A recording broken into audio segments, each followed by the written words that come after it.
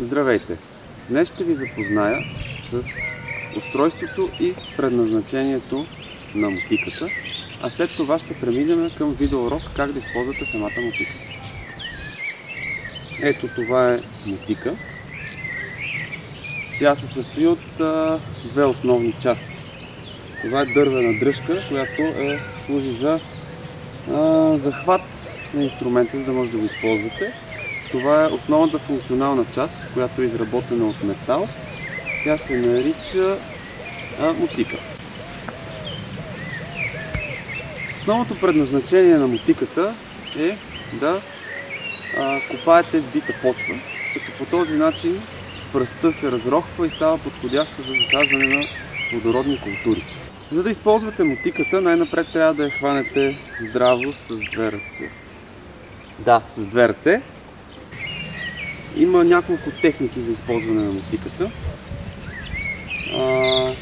Първата от тях, това е централният удар. Той се използва, когато искате да приложите по-голямо динамично натоварване върху почвата. И характерното за него е, че при него има по-голям замах. Ето демонстрирам как се изпълнява той.